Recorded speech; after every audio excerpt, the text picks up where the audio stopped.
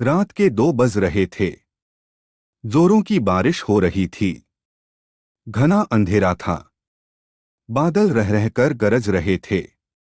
थोड़ी थोड़ी देर पर बिजली चमकती तो आसपास की चीजें दिखाई पड़ती थीं, अन्यथा हाथ को हाथ दिखना भी मुश्किल लग रहा था। झारखंड के घाटशिला स्टेशन के बाहर रामदीन अपना ऑटो लगाए सवारी का इंतजार कर रहा था। इस मौसम में सवारी मिलने की उम्मीद कम थी, फिर भी हो सकता था कुछ देर बाद आने वाली ट्रेन से कोई सवारी आ जाए। करीब 1 घंटे बाद ट्रेन आई। थोड़ी देर बाद बिजली चमकने पर एक 18 से 20 वर्ष की मॉडर्न सी लड़की कंधे पर एक बैग लटकाए बाहर निकलती दिखी। वह सीधे उसके ऑटो के पास पहुंची और मुसाबनी चलने को कहा। रामदीन ने कहा कि रात का वक्त है, इसलिए वहां चलने पर 500 रुपये लूंगा। नहीं तो 2-4 घंटे इंतजार कर लीजिए, सुबह 100 रुपये में ले चलूंगा। लड़की बोली, अभी 200 रुपये रखो, बाकी वहां पहुंच कर दूंगी, और ऑटो पर बैठ गई। रामदीन ने ऑटो बढ़ा दिया।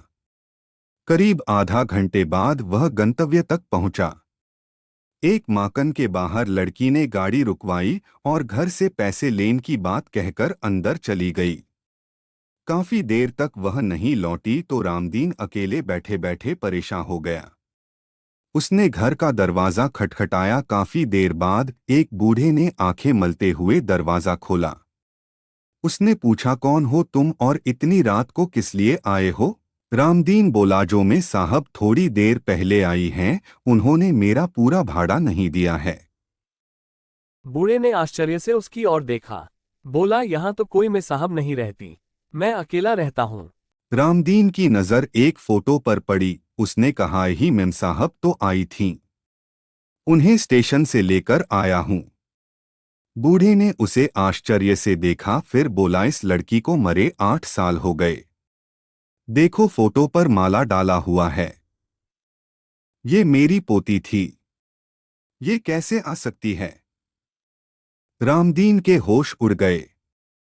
वह चुपचाप अपने ऑटो के पास पहुंचा। उसने देखा कि सीट पर 100-100 के 3 नोट रखे थे। उसने नोट जेब में रखा और वहां से बेतहाशा भागा। उस दिन से उसने रात में ऑटो चलाना छोड़ दिया।